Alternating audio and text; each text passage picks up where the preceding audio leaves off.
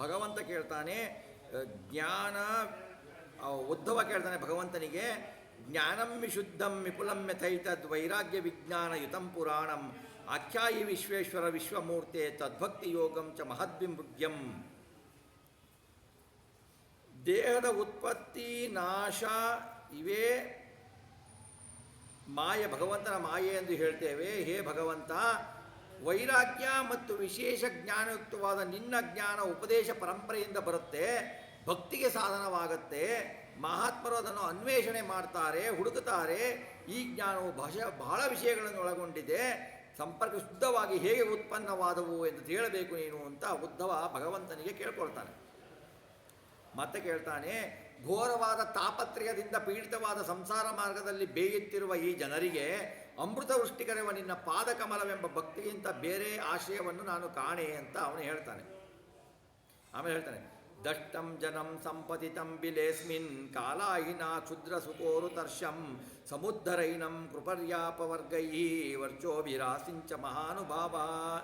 ಈ ಸಂಸಾರದೆಂಬ ಬೆಳದಲ್ಲಿ ಬಿದ್ದು ಕಾಲ ಎಂಬ ಸರ್ಪದಿಂದ ಕಚ್ಚಿಸಿಕೊಂಡು ಕ್ಷುದ್ರ ವಿಷೇಕವಾದ ಬಲವಾದ ವಿಷೇಕರವಾದ ಆಶೆಯಿಂದ ದಾಹದಿಂದ ಕಂಗೆಡ್ತಿರುವ ಈ ಸಂಸಾರಿಯ ಮೇಲೆ ಕೃಪೆ ಮಾಡು ಭಗವಂತ. ಕರುಣದಿಂದ ಮೋಕ್ಷ ಸಾಧನದ ಉಪದೇಶವನ್ನು ಮಾಡಿ ಸಿಂಪಡಿಸು, ಆ ಹನಿಯನ್ನು ಸಿಂಪಡಿಸು, ನಮಗೆ ಉದ್ಧಾರವನ್ನು ಮಾಡು ಅಂತ ಉದ್ಧವ ಭಗವಂತನಿಗೆ, ಶ್ರೀಕೃಷ್ಣ ಪರಮಾತ್ಮನಿಗೆ ಕೇಳ್ಕೊಳ್ತಾನೆ. ಆಗ ಭಗವಂತ ಹೇಳ್ತಾನೆ, ಶ್ರೀ ಭಗವಾನುವಾಚ ಇತ್ತಮೇತತ್ಪುರಾ ರಾಜ ಭೀಷ್ಮಂ ಧರ್ಮಭೃತಾಂವರಂ ಅಜಾತಶತ್ರು ಪ್ರಪಂಚ ಸರ್ವೇಶ ಮನುಶೃಣವತಾಂ ನಿವೃತ್ತೆ ಭಾರತೆ ಯುದ್ಧೇ ಸುಹೃನ್ನಿಧನ ವಿಹ್ವಲ ಸುತ್ವಾ ಧರ್ಮಾನ್ ಬಹೂನ್ ಭೀಷ್ಮಂ ಮೋಕ್ಷ ಧರ್ಮಾನ ಪೃಚ್ಛತಃ. ಭಗವಂತ ಹೇಳ್ತಾನೆ, ಹಿಂದೆ ಮಹಾಭಾರತ ಯುದ್ಧ ಮುಗಿದು ಎಲ್ಲ ಬಂಧು ಬಾಂಧವರನ್ನು ಕಳೆದುಕೊಂಡು ದುಃಖದಿಂದ ರಾಜ ಯುಧಿಷ್ಠಿರ ಧರ್ಮವಂತರಲ್ಲಿ ಶ್ರೇಷ್ಠನಾದ ಭೀಷ್ಮಾಚಾರ್ಯರಿಂದ ಅನೇಕ ಧರ್ಮಗಳನ್ನು ಕೇಳಿ ತಿಳಿಯುತ್ತಾನೆ. ಹೀಗೆ ಹೇಳಿದಾಗ ಮೋಕ್ಷ ಧರ್ಮಗಳನ್ನು ಕೇಳಿದ ಧರ್ಮರಾಜ ಭೀಷ್ಮನ ಹತ್ರ ಅಂತ ಹೇಳ್ತಾನೆ ಭಗವಂತ.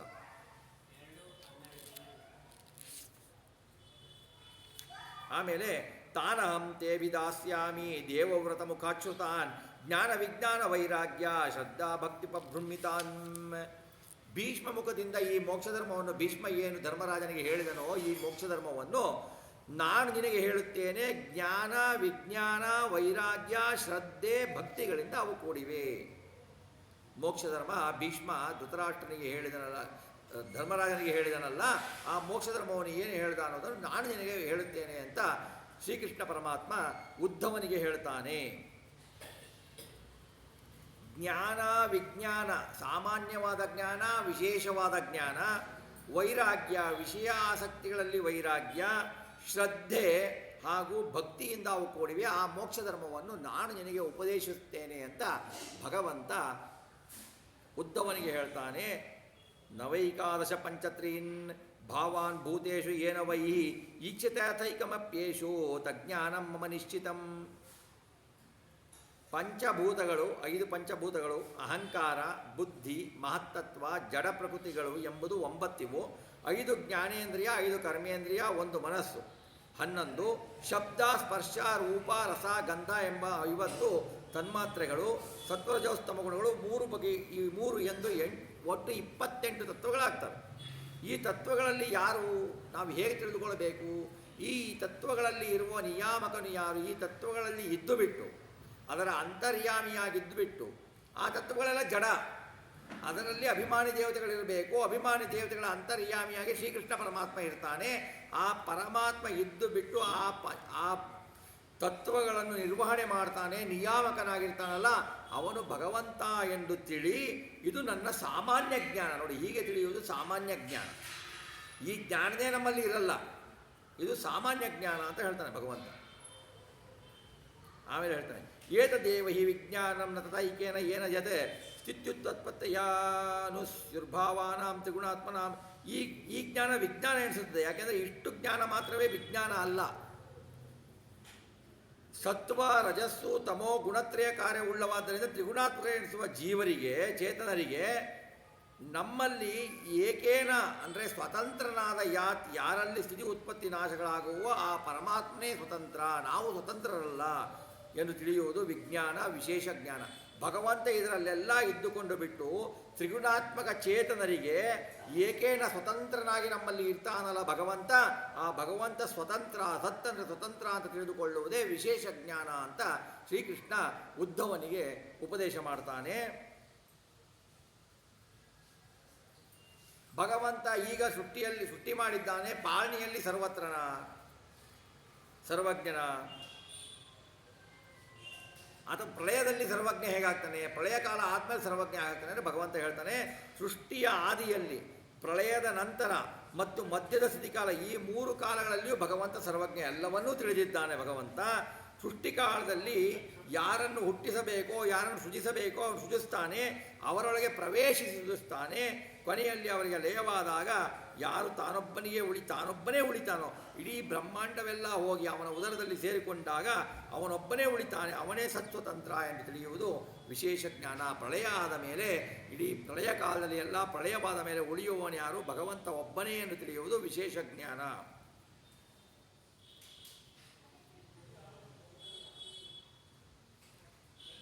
ಅಂದರೆ ಸರ್ವಮಸೃಜತ ಅಂದರೆ ಎಂಬ ಶ್ರುತಿ ಬ್ರಹ್ಮಾದಿಗಳ ಪ್ರತ್ಯಕ್ಷ ಇತಿಹಾಸ ಸರ್ವ ಪ್ರಪಂಚ ಅವನ ವಶವಾದ್ದರಿಂದ ಅವನು ಸರ್ವೋತ್ತಮ ಎಂಬ ಅನುಮಾನ.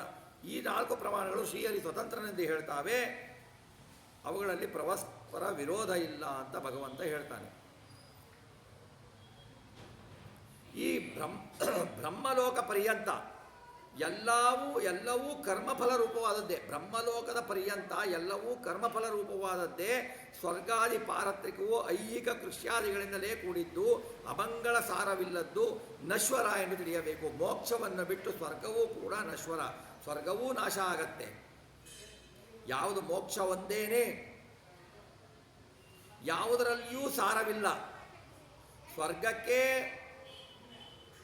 ಜನಸಾಮಾನ್ಯ ಸ್ವರ್ಗ ಅಂತ ಒಂದು ಹೆಸರಿದೆ, ಸ್ವರ್ಗ ಅಂದರೆ ಮೋಕ್ಷ ಅಂತಲೇ ಹೆಸರಿದೆ. ಹಾಗಾಗಿ ಮೋಕ್ಷ ಒಂದೇ ಸಾರವುಳ್ಳದ್ದು. ಇವೆಲ್ಲ ಅಮಂಗಳ ಇವು, ನಶ್ವರ ಇವು ಅಂತ ಹೇಳ್ತಾರೆ. ಆಮೇಲೆ ಭಗವಂತ ಹೇಳ್ತಾನೆ ಉದ್ಧವನಿಗೆ, ಪಾಪರಹಿತ ನೀನು, ನಾನು ಹಿಂದೆಯೇ ಭಕ್ತಿ ರೂಪದ ಉಪಾಯವನ್ನು ನಿನಗೆ ಹೇಳಿದ್ದೇನೆ. ಉಪದೇಶವನ್ನು ಕೇಳಿ ಸಂತೋಷ ಪಡುವ ನಿನಗೆ ಭಕ್ತಿಗೆ ಮುಖ್ಯವಾದ ಉಪಾಯವನ್ನು ಈಗ ಹೇಳುತ್ತೇನೆ, ಕೇಳು ಅಂತ ಉದ್ಧವನಿಗೆ ಹೇಳ್ತಾನೆ ಭಗವಂತ. ಹೇಗೆ? ಶ್ರದ್ಧಾಮೃತ ಕಥಾಯಾಮೇ ಶಶ್ವನ್ಮಧನು ಕೀರ್ತನಂ ಪರಿನಿಷ್ಠಾಚ ಪೂಜಾಯಾಮ್ ಸ್ತುತಿಭಿಸ್ತವನಂ ಮಮ. ನನ್ನ ಕಥೆ ಅಮೃತದಂತೆ ಸಾವನ್ನು ಕೊಡದೇ ಇಲ್ಲದ್ದು. ಅಮೃತವನ್ನು ಕುಡಿದರೆ ಸಾವು ಬರೋದಿಲ್ಲ. ಅಂದರೆ ನಾವು ಭಗವಂತನ ಕಥೆ ಎಂಬ ಅಮೃತವನ್ನು ಕುಡಿದರೆ ಮುಂದೆ ಜನ್ಮ ಬರೋದಿಲ್ಲ. ಮುಂದೆ ಜನ್ಮ ಬರೋದಿಲ್ಲ ಅಂದರೆ ಜನ್ಮ ಬರೋಲ್ಲ ಅಂದರೆ ಸಾವು ಬರೋಲ್ಲ. ಹುಟ್ಟು ಬರಲ್ದ್ರೆ ಸಾವು ಬಂದೇ ಬರುತ್ತೆ, ಹುಟ್ಟು ಬರೋಲ್ಲ. ಆದ್ದರಿಂದ ಅಂದರೆ ಮೋಕ್ಷ ಸಿಗತ್ತೆ. ನಮ್ಮ ಸಾಧನೆಗೆ ಅನುಸಾರವಾಗಿ ಸಾಧನೆ ಮುಗಿದ ಮೇಲೆ ಮೋಕ್ಷ ಸಿಗತ್ತೆ. ಅಂತಹ ನನ್ನ ಕಥೆಯಲ್ಲಿ ಶ್ರದ್ಧೆ ಇರಿಸುವುದು, ನನ್ನ ಕಥೆಯನ್ನು ಶ್ರದ್ಧೆಯಿಂದ ಕೇಳುವುದು, ಟೈಮ್ ಪಾಸ್ ಮಾಡಲಿಕ್ಕೋಸ್ಕರ ಕೇಳುವುದಲ್ಲ, ಏನೋ ಮನೆಯಲ್ಲಿ ತೊಂದರೆ ಅಂತ ಬಂದು ಕೇಳುವುದಲ್ಲ. ಭಗವಂತನ ಕಥೆ ನಡೀತಾ ಇದೆ, ಭಗವಂತನ ಕಥೆಯನ್ನು ಹೇಳ್ತಾ ಇದ್ದಾರೆ, ಭಗವಂತನ ಕಥೆಯನ್ನು ಕೇಳಬೇಕು ಅಂತ ಶ್ರದ್ಧೆಯಿಂದ ಬಂದು ಕೇಳುವುದು. ಏನೇ ಕಷ್ಟ ಬಂದರೂ ತನ್ನ ನಾಮ ಸಂಕೀರ್ತನೆಗಳನ್ನು ಬಿಡಬಾರದು. ಏನೇ ಕಷ್ಟಗಳು ಬಂದರೂ ನನ್ನ ನಾಮ ಸಂಕೀರ್ತನೆ ಬಿಡಬಾರದು, ನನ್ನ ಪೂಜೆಯನ್ನು ಬಿಡಲಾರೆ ಎಂಬ ದೃಢ ನಿರ್ಧಾರ ಇರಬೇಕು ನಮಗೆ.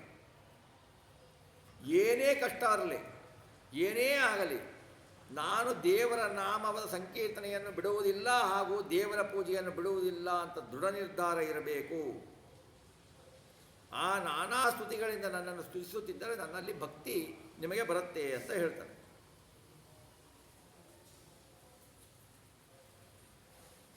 ಆದರ ಪರಿಚರ್ಯಾಯಾಂ ಸರ್ವಾಂಗ ಇರಭಿವಂದನಂ ಮದ್ಭಕ್ತ ಪೂಜಾಭ್ಯಧಿಕ ಸರ್ವಭೂತೇಷು ಮನ್ಮತಿ. ನನ್ನ ಸೇವೆಯಲ್ಲಿ ಅದರ ಸರ್ವಾಂಗಗಳಿಂದ ನಮಸ್ಕಾರ ಮಾಡಬೇಕು. ವಿಶೇಷವಾಗಿ ಭಗವಂತನ ಭಕ್ತರಾದ ಬ್ರಹ್ಮಾದಿ ದೇವತೆಗಳ ಪೂಜೆಯನ್ನೂ ಮಾಡಬೇಕು, ಪರಿವಾರ ದೇವತೆಗಳ ಪೂಜೆಗಳನ್ನೂ ಮಾಡಬೇಕು. ಎಲ್ಲರಲ್ಲಿಯೂ ಪ್ರೇರಕನಾಗಿ ಭಗವಂತ ಇದ್ದಾನೆ ಅಂತ ಪ್ರಜ್ಞೆ ಇರಬೇಕು. ಅದೇ ಭಕ್ತಿಗೆ ಕಾರಣ. ಗಣಪತಿಯನ್ನು ಪೂಜೆ ಮಾಡಬೇಕಾದ್ರೆ ಗಣೇಶನಿಗೆ ನಿನಗೆ ಅಪ್ಪ ಪೂಜೆ, ನಿನಗೆ ಅಪ್ಪ ಪೂಜೆ. ಗಣಪತಿಯ ಅಂತರ್ಗತ ಭಾರತೀಯ ರಮಣ ಮುಖ್ಯ ಪ್ರಾಣಾಂತರ್ಗತ ವಿಶ್ವಂಭರ ಮೂರ್ತಿಯನ್ನು ಪೂಜೆ ಮಾಡಬೇಕು. ಹಾಗಿರಬೇಕು. ಹಾಗೆ ಎಲ್ಲ ದೇವತೆಗಳ ಅಂತರ್ಗತ ಭಗವಂತನ ನಾಮಗಳನ್ನು ತಿಳಿಸಿಕೊಡಬೇಕು. ನಮ್ಮ ಎಲ್ಲ ಶಾರೀರಿಕ ಕ್ರಿಯೆಗಳನ್ನು ನನ್ನಲ್ಲಿಯೇ ತೊಡಗಿಸುವುದು ಅಂತ ಶ್ರೀಕೃಷ್ಣ ಪರಮಾತ್ಮ. ಅಂದರೆ ನಾನು ನಡೆಯುವುದು, ನನ್ನ ನಡೆಯಲ್ಲಿಗೆ ದೇವಸ್ಥಾನಗಳ ಕಡೆಗೆ, ಭಗವಂತನ ಎಲ್ಲಿ ಮೂರ್ತಿಗಳಿದ್ದಾವೋ ಪರಿಣಾಮ ಅಲ್ಲ ಕಡೆಗೆ, ದೇವಾಲಯಗಳ ಕಡೆಗೆ, ಭಗವಂತನು ಇರುವ ಭಕ್ತರ ಕಡೆಗೆ. ನನ್ನ ಕೈಯಾತಕ್ಕೆ ನನ್ನ ಕ್ರಿಯೆಗಳೆಲ್ಲವೂ ನಮಸ್ಕಾರ ಮಾಡಲಿಕ್ಕೆ, ಭಗವಂತನಿಗೆ ಭಕ್ತರಿಗೆ ನಮಸ್ಕಾರ ಮಾಡಿ ಆದರ ಮಾಡಲಿಕ್ಕೆ. ನಮ್ಮ ಬಾಯಿ ಇರುವುದು ಯಾವುದು? ಮಾತಾಡುವುದು. ಆ ದಾಸರು ಹೇಳ್ತಾರಲ್ಲ, ಕುಳಿತು ಮಾತಾಡುತ್ತಲೇ. ಅಂದರೆ ನಾವು ಮಾತನಾಡುವುದು ಯಾಕೆಪ್ಪ ಅಂದರೆ, ಮಾತನಾಡುವುದು ಅಂದರೆ ನಾವು ಭಗವಂತನ ಬಗ್ಗೆಯೇ ಮಾತಾಡಬೇಕು, ಭಗವಂತನ ಭಕ್ತರ ಬಗ್ಗೆಯೇ ಮಾತಾಡಬೇಕು. ಅವರ ಲೌಕಿಕವಾದ ಮಾತು ನಮ್ಮ ಜೀವನಕ್ಕೆ ಎಷ್ಟು ಬೇಕೋ, ಜೀವನ ಸಾಗಿಸುವುದಕ್ಕೆ ಎಷ್ಟು ಬೇಕೋ ಅಷ್ಟೇ ಮಾಡಬೇಕು. ದೇವರ ಬಗ್ಗೆ, ದೇವರ ಮಾತುಗಳ ಬಗ್ಗೆ, ದೇವರ ಕೀರ್ತನೆಗಳ ಬಗ್ಗೆ ಸದಾ ಸ್ಮರಿಸ್ತೀವಿ. ನಮ್ದೇನಾಗಿದೆ ಈಗ ಆಪೋಸಿಟ್ ಆಗೋಗಿದೆ. ಬೆಳಿಗ್ಗೆ ಎದ್ದು 1 ಗಂಟೆ 1.5 ಗಂಟೆ ದೇವ್ರ ಪೂಜೆ ಮಾಡಿ ದೇವ್ರ ನಾಮ ಹೇಳಿಬಿಟ್ರೆ ನಾವು ಮತ್ತೆ ದೇವರ ಬಗ್ಗೆ ಮಾತೇ ಆಡಲ್ಲ. ನಾವು ಮಾತಾಡೋದೇ ಬೇರೆ. ನಾವೇನು ಮಾಡ್ತೀವಿ, ನಮ್ಮ ಜೀವನಕ್ಕೆ ಏನು ಬೇಕೋ ಎಷ್ಟು ಬೇಕೋ ಅಷ್ಟು ಲೌಕಿಕ ಮಾತುಗಳನ್ನಾಡಿ ಅದರಲ್ಲಂತೂ ಭಗವಂತನ ಸ್ಮರಣೆಯನ್ನು ಮಾಡಿ ಆಮೇಲೆ ನಾವು ಸದಾ ಭಗವಂತನ ನಾಮಕೀರ್ತನೆಯನ್ನು ಮಾಡ್ತಾ ಇರಬೇಕು. ಆಮೇಲೆ ನನ್ನ ಮನಸ್ಸನ್ನು ಕೂಡ ಭಗವಂತನಿಗೆ ಅರ್ಪಿಸಬೇಕು. ಬೇರೆ ಎಲ್ಲ ಕಾಮನೆಗಳನ್ನು ಬಿಡುವುದು ನನ್ನ ಭಕ್ತಿಗೆ ಕಾರಣ ಆಗತ್ತೆ ಅಂತ ಭಗವಂತ ಹೇಳ್ತಾನೆ. ಮದರ್ಥೇ ಚ ಪರಿತ್ಯಾಗೋ ಭೋಗಸ್ಯ ಚುಕಸ್ಯ ಚ ಇಷ್ಟಂ ದತ್ತಂ ಹುತಂ ಭುಕ್ತಂ ಮದರ್ಥಂ ಯದ್ವ್ರತಂ ತಪಃ. ನನ್ನ ಪ್ರಾಪ್ತಿಯ ಸಲುವಾಗಿ ಎಲ್ಲ ಭೋಗ ಪದಾರ್ಥಗಳನ್ನು ಸುಖವನ್ನು ತ್ಯಜಿಸಬೇಕು ನೀವು. ನನ್ನ ಪ್ರೀತಿಗಾಗಿ ಯಾಗ, ದಾನ, ಹೋಮ, ಭೋಗ, ವ್ರತ, ತಪಸ್ಸುಗಳನ್ನು ಕೈಗೊಳ್ಳುವುದು ಭಕ್ತಿಗೆ ಕಾರಣ ಆಗತ್ತೆ. ಇವುಗಳಿಂದ ನನ್ನ ಪ್ರೀತಿಗೋಸ್ಕರ ಮಾಡಬೇಕು. ಯಾವ ಹೋಮ ಮಾಡಿದರೂ ನನ್ನ ಪ್ರೀತಿಗಾಗಿ, ಯಾವ ಭೋಗವನ್ನು ಮಾಡಿದರೂ ನನ್ನ ಪ್ರೀತಿಗಾಗಿ, ಯಾವ ದಾನವನ್ನು ಮಾಡಿದರೂ ನನ್ನ ಪ್ರೀತಿಗಾಗಿ, ಯಾವ ಯಾಗಗಳನ್ನು ಮಾಡಿದರು, ತಪಸ್ಸುಗಳನ್ನು ಮಾಡಿದರು. ತಪಸ್ಸು ಅಂದರೆ ಬರೀ ಕೈಯಲ್ಲಿ ಕಮಂಡ್ಲ ಹಿಡ್ಕೊಂಡ್ಬಿಟ್ಟು ಮರಕ್ಕೆ ಕೆಳಗೆ ಕುತ್ಕೊಳ್ಳೋ ತಪಸ್ಸಲ್ಲ. ತಪಃ ಅಂದರೆ ಆಲೋಚನಾ ಅಂತ ಇದೆ ಸಂಸ್ಕೃತದಲ್ಲಿ. ಭಗವಂತನ ಬಗ್ಗೆ ಯಾವಾಗಲೂ ಆಲೋಚನೆಯನ್ನು ಮಾಡ್ತಾ ಇರಬೇಕು, ಜಿಜ್ಞಾಸೆಯನ್ನು ಮಾಡ್ತಾ ಇರಬೇಕು, ಅದನ್ನು ಅವನಿಗೆ ಅರ್ಪಿಸಬೇಕು. ಅದು ಭಕ್ತಿಯ ಕಾರಣ.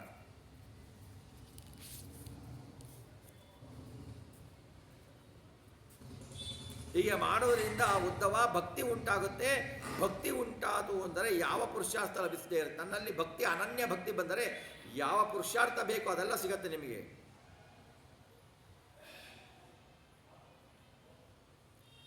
ಶ್ರೀಹರಿಗೆ ವಿರುದ್ಧವಾದ ವಿಷಯದಲ್ಲಿ ಮನಸ್ಸಿಟ್ಟರೆ ಹಾಗೂ ಇಂದ್ರಿಯಗಳ ವಿಷಯಗಳ ಕಡೆಗೆ ಹರಿಯುತ್ತದೆ. ಮನಸ್ಸನ್ನು ಶ್ರೀಹರಿಯ ವಿರುದ್ಧವಾಗಿ ದಿಕ್ಕಿನಲ್ಲಿಟ್ಟರೆ ಇಂದ್ರಿಯಗಳು ಏನು ವಿಷಯ ಪದಾರ್ಥಗಳ ಕಡೆಗೆ ಹರಿಯುತ್ತೆ. ದುರ್ವಿಷಯಗಳಲ್ಲಿಯೇ ಮನಸ್ಸು ನಿಂತು ಬಿಡುತ್ತೆ. ನಮ್ಮ ದೇಹಕ್ಕೆ ದುರ್ವಿಷಯಗಳಲ್ಲಿಯೇ ಮನಸ್ಸು ನಿಲ್ಲತ್ತೆ. ನಿಂತು ಬಿಟ್ಟು ಏನು ಮಾಡುತ್ತೆ? ರಜೋಗುಣ ತಮೋಗುಣಗಳಿಂದ ತುಂಬಿಕೊಳ್ಳುತ್ತೆ. ತಮೋಗುಣದಲ್ಲಿ ಆಲಸ್ಯ, ಬೆಳಿಗ್ಗೆ ಬೇಗ ಏಳಬೇಕು, ಪ್ರಾತಃ ಕಾಲದಲ್ಲಿ ಏಳಬೇಕು, ಎದ್ದು ಬಿಟ್ಟು ಸ್ನಾನ ಮಾಡಿ ಸಂಧ್ಯಾ ವಂದನೆ ಮಾಡಿ ಪೂಜೆ ಮಾಡಬೇಕು. ಆದರೆ ಇನ್ನೂ ಎದ್ದರಾಯಿತು, ಇವತ್ತೇನು 8 ಗಂಟೆ 9 ಗಂಟೆಗೆ ಎದ್ದರಾಯಿತು. ಈ ಆಲಸ್ಯ ಏನಿದೆ, ಈ ನಿದ್ದೆ, ಇದು ತಮೋಗುಣ. ಭಗವಂತನ ಇರುವಿನ ಅರಿವು ಇಲ್ಲದಿರುವುದು ನಿದ್ರೆ.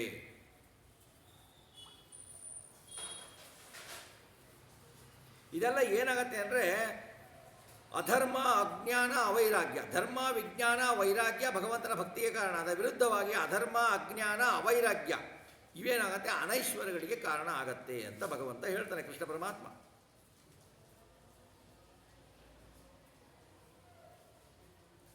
ಭಗವಂತನ ಅಪರೋಕ್ಷವಾದ ಬಯಸಿದಾಗ ಲಭಿಸುವ ಅಣಿಮಾದಿ ಯೋಗ ಸಿದ್ಧಿಗಳೇನು ಹೇಳಿದ್ದಾರೆ ಅವೆಲ್ಲ ಐಶ್ವರ್ಯಗಳು ಅಂತಾನೆ ಭಗವಂತ. ಮುಂದೆ ಹೇಳ್ತಾನೆ, ಉದ್ದವ ಕೇಳ್ತಾನೆ, ಯಮಃ ಶತಿವಿಧ ಪ್ರೋಕ್ತೋ ನಿಯಮಶ್ಚಾರಿಕರ್ಷಣ ಕಹ ಶಮಃ ಕೋ ದಮಃ ಕೃಷ್ಣ ಕಾ ತಿತಿಕ್ಷಾ ಧೃತಿ ಪ್ರಭೋಹೋ. ಭಗವಂತ ಯಮ ಎಷ್ಟು ವಿಧ, ನಿಯಮಗಳೆಷ್ಟು, ಶಮ ಎಂದರೆ ಏನು, ದಮ ಅಂದರೆ ಏನು, ತಿತಿಕ್ಷಾ ಅಂದರೆ ಏನು, ಧೃತಿ ಅಂದರೆ ಏನು ಅಂತ ಉದ್ಧವ ಕೇಳಿದಾನೆ. ಕಿಂ ದಾನಂ ಕಿಂ ತಪಃ ಶೌರ್ಯಂ ಕಿಂ ಸತ್ಯಂ ಕಮಲೇಕ್ಷಣ ಕಿಮನ್ನಂ ತೃಪ್ತಿಜನಕಂ ಕಿಂಚ ಶೌಚಂ ಜನಾರ್ದನ ಅಂತ ಹೇಳ. ದಾನ ಅಂದರೆ ಏನು ಭಗವಂತ, ತಪಸ್ಸು ಅಂದರೆ ಏನು, ಶೌರ್ಯ ಎಂದರೆ ಏನು, ಸತ್ಯ ಎಂದರೆ ಏನು, ತೃಪ್ತಿ ಉಂಟು ಮಾಡುವ ಅನ್ನ ಯಾವುದು, ಶೌಚ ಅಂದರೆ ಏನು ಅಂತ ಹೇಳು ಅಂತ ಕೇಳ್ತಾನೆ. ಹಾಗೆಯೇ ತ್ಯಾಗ ಎಂದರೆ ಏನು, ಶ್ರೇಷ್ಠ ಧನ ಯಾವುದು, ಯಜ್ಞದಿಂದ ಆರಾಧ್ಯನು ಯಾರು, ದಕ್ಷಿಣೆ ಯಾವುದು, ಮನುಷ್ಯನಿಗೆ ಉತ್ತಮವಾದ ಬಲ ಯಾವುದು, ಭಗ ಎಂದರೆ ಏನು, ಲಾಭ ಎಂದರೆ ಏನು, ವಿದ್ಯೆ ಯಾವುದು, ಲಜ್ಜೆ ಯಾವುದು, ಉತ್ತಮ ಸಂಪತ್ತು ಯಾವುದು, ಸುಖ ಯಾವುದು, ದುಃಖ ಯಾವುದು, ಯಾರು ಪಂಡಿತರು, ಯಾರು ಮೂರ್ಖರು, ಮಾರ್ಗ ಯಾವುದು, ಮಾರ್ಗಾತಿಕ್ರಮ ಯಾವುದು, ಸ್ವರ್ಗ ಯಾವುದು, ನರಕ ಯಾವುದು, ಬಂಧು ಯಾರು, ಮನೆ ಯಾವುದು, ಧನಿಕ ಯಾರು, ದರಿದ್ರನಾರು, ಕೃಪಣ ಯಾರು, ಈಶ್ವರ ಯಾರು, ವಿಪರ್ಯಾಯನಾರು, ಸಜ್ಜನರೊಡೆಯನೇ, ಈ ಎಲ್ಲ ವಿಷಯಗಳನ್ನು ಹೇಳುವಂತ ಉದ್ಧವ ಶ್ರೀಕೃಷ್ಣ ಪರಮಾತ್ಮನಿಗೆ ಕೇಳ್ತಾನೆ. ಆವಾಗ ಭಗವಂತ ಹೇಳ್ತಾನೆ, ಶ್ರೀ ಭಗವಾನುವಾಚ ಅಹಿಂಸಾ ಸತ್ಯಮಸ್ತೇಯಂ ಅಸಂಗೋ ಹೀರಸಂಚಯ ಆಸ್ತಿಕ್ಯಂ ಬ್ರಹ್ಮಚರ್ಯಂ ಚ ಮೌನಂ ಸ್ಥೈರ್ಯಂ ಕ್ಷಮಾಭಯಂ. ಅಹಿಂಸೆ, ಸತ್ಯವನ್ನೇ ನುಡಿಯುವುದು. ಸತ್ಯವನ್ನೇ ನುಡಿಯುವುದು ಏನು ಅಂತ ಹಿಂದೆ ವಿವರಿಸಿದ್ದೆ. ಸತ್ಯವನ್ನೇ ನುಡಿಯುವುದು, ಕಳವು ಮಾಡದಿರುವುದು, ದುರ್ಜನ ಸಂಘ ಮಾಡದಿರುವುದು, ಶಾಸ್ತ್ರ ವಿರುದ್ಧ ಆಚರಣೆ ಮಾಡಲು ಲಜ್ಜೆ ಪಡುವುದು, ನಿಷಿದ್ಧವಾದ ದ್ರವ್ಯ ಸಂಗ್ರಹಣೆ ಮಾಡುವುದು, ವೇದಶಾಸ್ತ್ರದಲ್ಲಿ ಶ್ರದ್ಧೆ, ಬ್ರಹ್ಮಚರ್ಯ, ಮೌನ, ವ್ರತಾಚರಣೆಯಲ್ಲಿ ಸ್ಥಿರತೆ, ಕ್ಷಮೆ, ದೇವರಿದ್ದಾನೆ ಎಂದು ಯಾರಿಗೂ ಅಂಜದಿರುವುದು, ಇವು 12 ಯಮಗಳು ಅಂತ ಹೇಳ್ತಾನೆ ಭಗವಂತ. ಅಹಿಂಸೆ ಹೇಳಿದೆ ನಾನು, ಸತ್ಯವನ್ನು ಹೇಳಿದೆ, ಕಳವು ಮಾಡದಿರುವುದು, ಕಳವು ಮಾಡಬಾರದು, ಬೇರೊಬ್ಬರ ಸೊತ್ತನ್ನು ಮನಸ್ಸಿನಲ್ಲೂ ನನ್ನದು ಎಂದು ಚಿಂತಿಸಬಾರದು. ಹಾಗೆಯೇ ಎಲ್ಲ ಭಗವಂತ ಕೊಟ್ಟಿದ್ದು, ಭಗವಂತ ನೀನು ಕೊಟ್ಟಿದ್ದು ಅನ್ನೋದೇನೆ ನಮ್ಮದೇ ಅಂತ ಯೂಸ್ ಮಾಡ್ತೀವಲ್ಲ, ಇದೇ ಕಳ್ಳತನ ಅಂತಾರೆ, ಅದು ತಿಳ್ಕೊಳ್ಬಾರ್ದು. ದುರ್ಜನರ ಸಂಘ ಮಾಡಬಾರದು.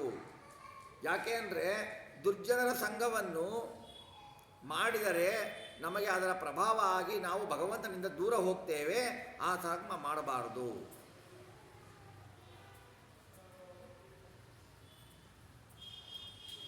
ಶಾಸ್ತ್ರ ವಿರುದ್ಧವಾಗಿ ನಾವು ಏನು ಆಚರಣೆ ಮಾಡ್ತೀವೋ ಮಾಡಬೇಕಾದ್ರೆ ಅದಕ್ಕೆ ನಾಚಿಕೆ ಪಡ್ಕೊಳ್ಬೇಕು. ಶಾಸ್ತ್ರ ವಿರುದ್ಧವಾದ ಆಚರಣೆ ಮಾಡಬೇಕಾದ್ರೆ ಮಾಡಲು ಲಜ್ಜೆ ಪಡಬೇಕು. ಅಂದರೆ ಮಾಡ್ತೀವಿ ನಾಚಿಕೆ ಪಟ್ಕೊಂಡು ಮಾಡ್ತೀವಿ ಅಂತ ಅಲ್ಲ, ಲಜ್ಜೆ ಪಡಬೇಕು. ನಮಗೆ ಲಜ್ಜೆ ಇಲ್ಲ ರೀ. ಪೂಜೆ ಮಾಡಬೇಕಾದ್ರೆ ಸಂಕೋಚ, ನಮಗೆ ಪೂಜೆ ಮಾಡಬೇಕಾದ್ರೆ ಲಜ್ಜೆ, ಮಂಗಳಾರತಿ ಮಾಡಬೇಕಾದ್ರೆ ಲಜ್ಜೆ, ನಮಸ್ಕಾರ ಮಾಡಬೇಕಾದ್ರೆ ಲಜ್ಜೆ, ಆ ಲಜ್ಜೆ ನಮಗೆ. ನಿಷಿದ್ಧವಾದ ದ್ರವ್ಯಗಳನ್ನು ಸಂಗ್ರಹಣೆ ಮಾಡಬಾರದು.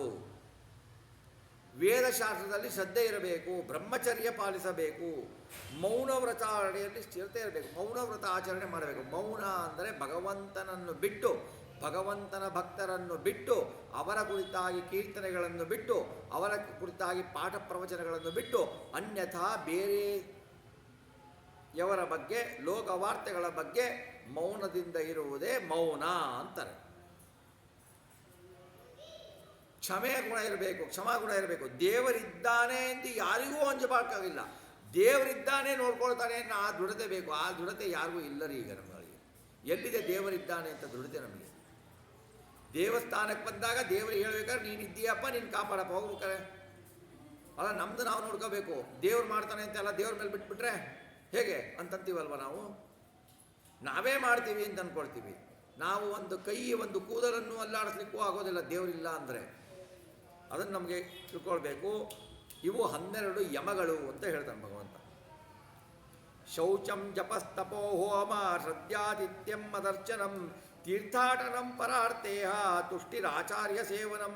ಶೌಚ, ಜಪ, ತಪ, ತಪ ಅಂದರೆ ಆಲೋಚನೆ, ಹೋಮ, ಧರ್ಮಾಚರಣೆಯಲ್ಲಿ ಶ್ರದ್ಧೆ, ಅತಿಥಿ ಸತ್ಕಾರ, ಹರಿನಾಮ ಸಂಕೀರ್ತನ ಎಂಬ ಹರಿಪೂಜೆ, ತೀರ್ಥಯಾತ್ರೆ.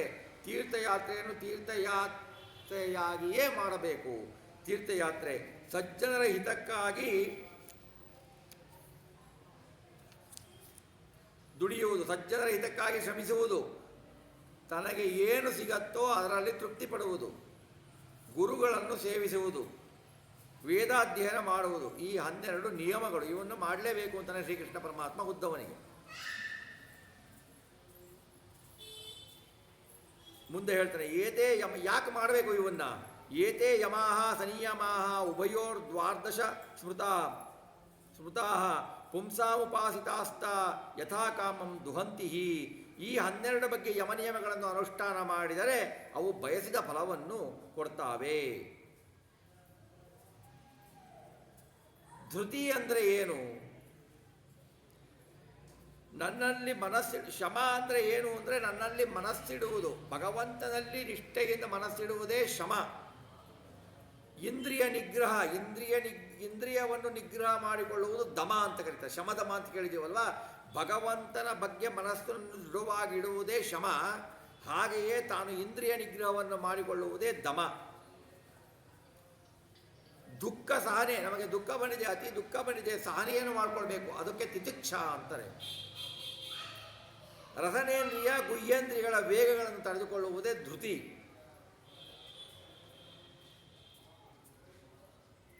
ಶಾರೀರಿಕ ದಂಡನೆ ಮಾಡದೆ ಯಾರಿಗೂ ಅಭಯ ನೀಡುವುದೇ ಶ್ರೇಷ್ಠವಾದ ದಾನ.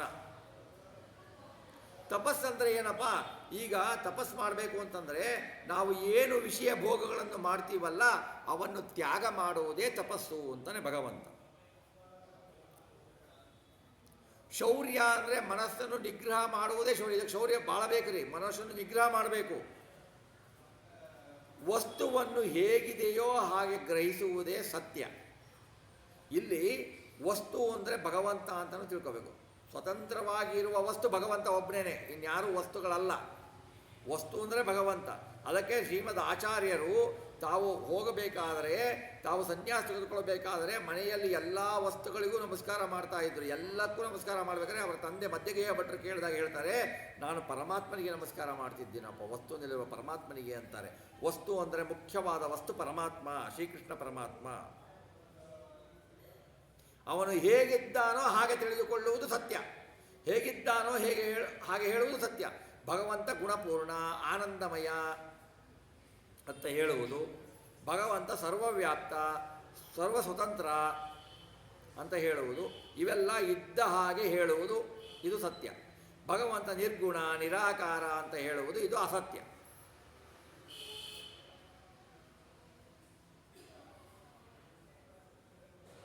ಅನ್ನಂಚ ಶೂನ್ಯತಾ ವಾಣಿ ಕವಿಭಿ ಪರಿಕೀರ್ತಿತ ಕರ್ಮಸ್ವಸಂಗಮ ಶೌಚಂ ತ್ಯಾಗ ಸನ್ಯಾಸ ಉಚ್ಯತೆ. ಪ್ರಿಯವೂ ಹಿತಕರವೂ ಆದ ಮಾತು ತೃಪ್ತಿಕರವಾದ ಅನ್ನ ಎಂದು ಬಲ್ಲವರು ಹೇಳ್ತಾರೆ. ಈಗ ನಿಮ್ಮ ಮಾತು ಕೇಳಿ ಹೊಟ್ಟೆ ತುಂಬ ಹೋಯ್ತು ಅಂತ ಹೇಳ್ತೀವಲ್ವ, ನಾವು ಹೇಳ್ತೀವಲ್ಲ, ವಾಡಿಕೆ ಇದೆ ಅಲ್ವ. ಪ್ರಿಯಕರವಾದ, ಮನಸ್ಸಿಗೆ ಹಿತವಾದ ಮಾತೇ ಅನ್ನ ಅಂತ ಹೇಳ್ತಾರೆ.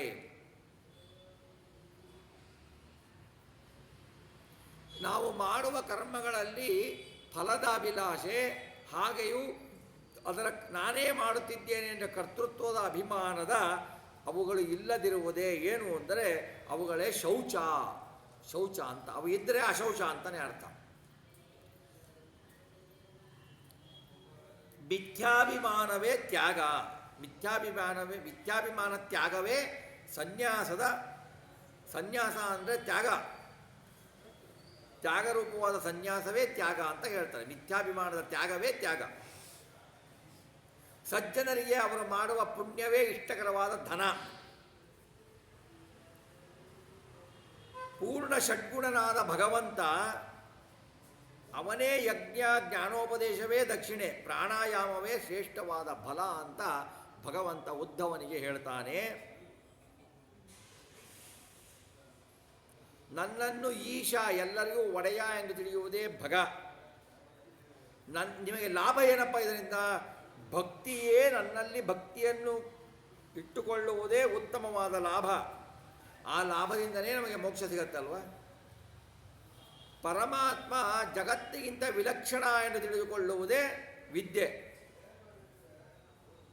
ನಾಚಿಕೆ ಅಂದರೆ ನಿಷಿದ್ಧವಾದ ಕರ್ಮವನ್ನು ಮಾಡಲು ಹಿಂಜರಿಯುವುದಿದೆಯಲ್ಲ, ಅದೇ ಲಜ್ಜೆ.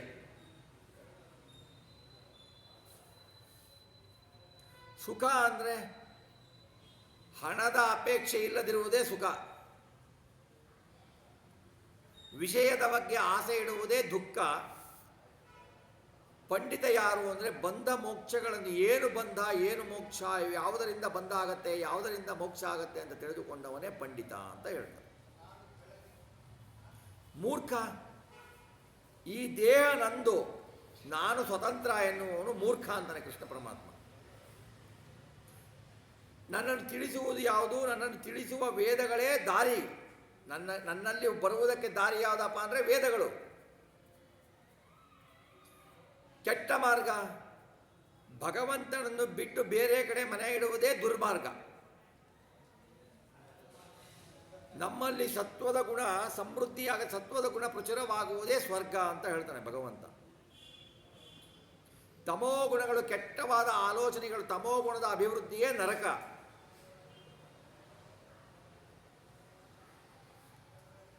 ಬಂಧು ಎಂದರೆ ನಾನೇ, ಗುರುವೂ ನಾನೇ, ಮನೆ ಎಂದರೆ ಮಾನವ ಶರೀರ. ನನ್ನ ಬಂಧು ಯಾರು? ನಾನೇ. ನೀನೇ ಬಂಧು, ನೀನೇ ತಂದೆ, ನೀನೇ ತಾಯಿ ಅಂತ ದಾಸರು ಅನೇಕ ಪದಗಳಲ್ಲಿ ಹೇಳ್ತಾರೆ. ಯಾಕೆಂದರೆ ಯಾರು ಬಂಧು, ಯಾರು ತಂದೆ, ಯಾರು ತಾಯಿ? ಭಗವಂತನೇ ಅನಿಮಿತ್ತ ಕಾರಣ ಎಲ್ಲದಕ್ಕೂ.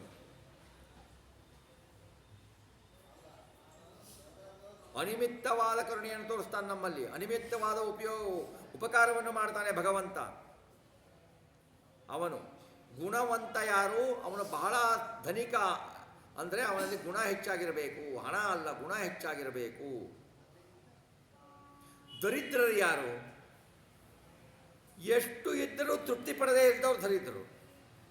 ಎಷ್ಟಿದ್ರು ಇನ್ನೂ ಬೇಕು, ಇನ್ನೂ ಬೇಕು. ಈಗ ತೃಪ್ತಿ ಇತ್ತಪ್ಪ, ಎಷ್ಟು ಬೇಕು ಅಷ್ಟು ಸಾಕು ಅನ್ನೋರಿದ್ದರೆ ಪರವಾಗಿಲ್ಲ, ಇನ್ನೂ ಬೇಕು ಅವನಲ್ಲಿ ಇಲ್ಲ ಅಂತಲೇ ಅರ್ಥ. ಅದು ದರಿದ್ರ ಅಂತಲೇ ಅರ್ಥ. ಎಷ್ಟು ಇದ್ದರೂ ಯಾರು ತೃಪ್ತಿ ಪಡೋದಿಲ್ಲವೋ ಅವರು ದರಿದ್ರರು.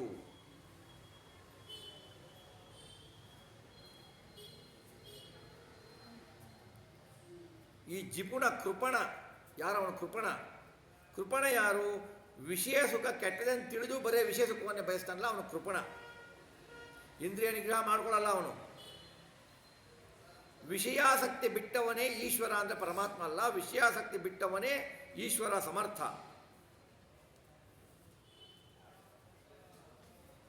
ಉದ್ಧವಂಗೆ ಹೇಳ್ತಾನೆ ಭಗವಂತ, ಏತ ಉದ್ಧವತ್ತೇ ಪ್ರಶ್ನ ಸರ್ವೇ ಸಾಧು ನಿರೂಪಿತಾ ಕಿಂ ವರ್ಣಿತೇನ ಬಹುನಾ ಲಕ್ಷಣಂ ಗುಣದೋಷಯೋ ಗುಣದೋಷ ದೃಶಿರ್ದೋಷೋ ಗುಣಸ್ಥಃ ಉಭಯವರ್ಜನಂ. ನೀನು ಕೇಳಿದ ಪ್ರಶ್ನೆಗಳೆಲ್ಲಕ್ಕೂ ಚೆನ್ನಾಗಿ ಉತ್ತರಿಸಿದ್ದೇನೆ. ನೀನು ಕೇಳಿದ ಗುಣದೋಷಗಳ ಸ್ವರೂಪವನ್ನು ಹೇಳಿದ್ದೇನೆ. ಇನ್ನೂ ಹೆಚ್ಚು ಹೇಳಿ, ಇದಕ್ಕಿಂತ ಹೆಚ್ಚು ಹೇಳಿ ಏನು ಪ್ರಯೋಜನ? ಅದರಿಂದ ಗುಣದೋಷಗಳ ಲಕ್ಷಣವನ್ನು ಹೇಳುತ್ತೇನೆ. ಗುಣವನ್ನು ದೋಷವಾಗಿ ತಿಳಿಯುವುದು, ದೋಷವನ್ನು ಗುಣವಾಗಿ ತಿಳಿಯುವುದು ಎರಡೂ ದೋಷ. ಅವನಲ್ಲಿ ಆ ಗುಣ ಇದೆ, ಅದು ದೋಷ ಅಂತ ತಿಳಿದುಕೊಳ್ಳುವುದು ಅದು ದೋಷ. ದೋಷವನ್ನು ಗುಣ ಅಂತ ತಿಳಿದುಕೊಳ್ಳುವುದು ದೋಷ.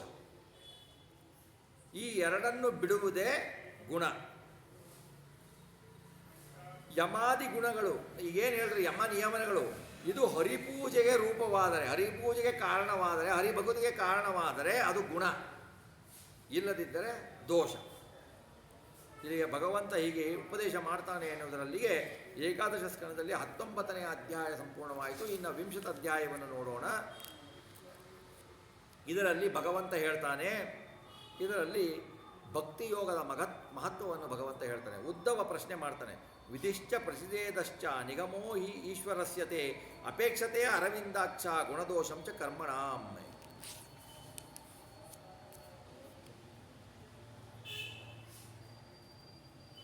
ಅವನು ಹೇಳ್ತಾನೆ, ಉದ್ಧವ ನಿನ್ನನ್ನು ಹೊಗಳ್ತದೆ ಸರ್ವೇಶ, ನಿನ್ನನ್ನು ಹೊಗಳ್ತದೆ ಎಲ್ಲ ವೇದಗಳು. ಮಾಡುವ ಕರ್ಮಗಳ ದೋಷಗಳನ್ನೂ ವೇದಗಳು ಹೇಳುತ್ತೆ.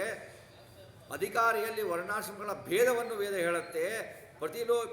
ಪ್ರತಿಲೋಮ ಜಾತಿಯವನು ಅಧಿಕಾರಿಯಲ್ಲ, ಅನುಲೋಮ ಜಾತಿಯವನು ಅಧಿಕಾರಿ ಎನ್ನುತ್ತದೆ. ಆಯಾ ದ್ರವ್ಯ, ದೇಶ, ವಯಸ್ಸು, ಕಾಲಗಳು, ಪುಣ್ಯಪಾಪ ಫಲಗಳ ಸ್ವರ್ಗ ನರಕಗಳನ್ನು ಪರಿಗಣಿಸುತ್ತದೆ. ನೀನು ಮಾತ್ರ, ನಿನ್ನ ಮಾತು ಮಾತ್ರ ಗುಣದೋಷಗಳ ವಿಶೇಷ ಜ್ಞಾನವನ್ನೇ ಬೇಡ ಎನ್ನುತ್ತೆ. ಹಾಗಾದರೆ ವಿಧಿ ನಿಷೇಧ ರೂಪವಾದ ವೇದ ಮೋಕ್ಷ ಸಾಧನವನ್ನು ಹೇಗೆ ಬೋಧಿಸಿತು ಅಂತ ಉದ್ಧವ ಪ್ರಶ್ನೆ ಮಾಡ್ತಾನೆ. ಪಿತೃದೇವ ಮನುಷ್ಯಾಣ ಮೇಧಶ್ಚಕ್ಷುಸ್ತವೇಶ್ವರ ಸ್ಥೇಯಸ್ತ್ವನುಪಲಬ್ಧೇರ್ತೆ ಸಾಧ್ಯ ಸಾಧನೆಯೋರಪಿ. ಕಣ್ಣಿಗೆ ಈ ಧರ್ಮಗಳ ಬಗ್ಗೆ ಕಣ್ಣಿಗೆ ಕಾಣಲ್ಲ ಇವು.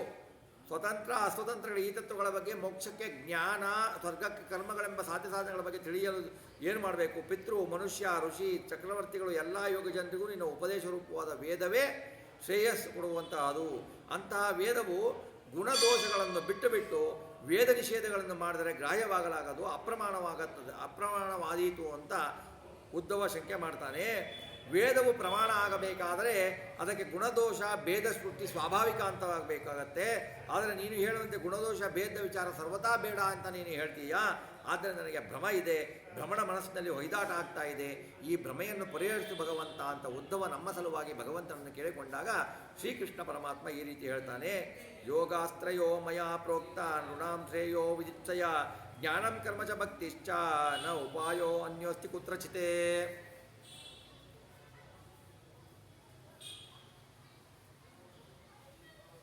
ಭಗವಂತ ಹೇಳ್ತಾನೆ, ಯೋಗ್ಯರಿಗೆ, ಯಾರು ಮುಕ್ತಿ ಯೋಗ್ಯರೋ, ಯಾರು ನನ್ನ ಭಕ್ತಿಯಲ್ಲಿ ಮಾಡ್ತಾರೋ ಅವರಿಗೆ ಶ್ರೇಯಸ್ಸನ್ನು ದೊರಕಿಸುವ ಇಚ್ಛೆಯಿಂದ ನಾನು ಹೇಳಿದ್ದೇನೆ. ಜ್ಞಾನ, ಕರ್ಮ, ಭಕ್ತಿ ಎಂಬ 3 ಸಾಧನಗಳನ್ನು ನಾನು ಹೇಳಿದ್ದೇನೆ. ಬೇರೆ ಇವು 3 ಬಿಟ್ಟು ಬೇರೆ ಸಾಧನಗಳು ಯಾವೂ ಇಲ್ಲ ಅಂತಾನೆ ಶ್ರೀಕೃಷ್ಣ ಪರಮಾತ್ಮ. ಸನ್ಯಾಸಿಗಳು ಕರ್ಮಗಳಲ್ಲಿ ವಿರಕ್ತಿ ಹೊಂದಿರ್ತಾರೆ. ಸನಕಾದಿಗಳು ಸನ್ಯಾಸಿಗಳಿಗಾಗಿ ಜ್ಞಾನವನ್ನು ಹರಿಯ ಅನುಗ್ರಹಕ್ಕಾಗಿ ವಿಶೇಷ ಸಾಧನವೆಂದು ಹೇಳಿದ್ದಾರೆ. ವಿರಕ್ತಿ ಹೊಂದದಿರುವ ಕರ್ಮಿಗಳಾದ ಮನುಷ್ಯೋತ್ತಮರಿಗಾಗಿ ಭಕ್ತಿ ಸಹಿತವಾದ ನಿಷ್ಕಾಮ ಕರ್ಮವನ್ನು ಹೇಳಿದ್ದೇನೆ, ಸಾಧನವನ್ನು ವಿಶೇಷವಾಗಿ ಬಿಡಿಸಿದ್ದೇನೆ. ಇದನ್ನು ಬಿಟ್ಟು ಬೇರೆ ಏನೂ ಇಲ್ಲ ಅಂತ ಭಗವಂತ ಹೇಳ್ತಾನೆ. ದೇವತೆಗಳಿಗೆ ನನ್ನ ಇಚ್ಛೆಯಿಂದ, ಹರಿಯ ಇಚ್ಛೆಯಿಂದ ಅದೃಷ್ಟವಶಾತ್ ನನ್ನ ಕಥಾಶ್ರವಣಾದಿಗಳಿಗೆ ಆಸಕ್ತಿ ಬರುತ್ತೆ, ಸ್ವಾಭಾವಿಕವಾದ ಶಕ್ತಿ ಬಂದಿರುತ್ತೆ. ಅವರಿಗೆ ತಾತ್ಕಾಲಿಕವಾಗಿ ವಿಷಯ ವೈರಾಗ್ಯವಾಗಲಿ ಅತಿ ವಿಷಾಕ್ತಿಯವಾಗಲಿ ಇರೋದಿಲ್ಲ. ಅವರಿಗೆ ಇಂಥವರಿಗಾಗಿ ಭಕ್ತಿ ಯೋಗ, ಮೋಕ್ಷ ಯೋಗ ಸಾಧನ ಎಂದು ಹೇಳಿದ್ದೇನೆ ಅಂತ ಭಗವಂತ ಹೇಳ್ತಾನೆ.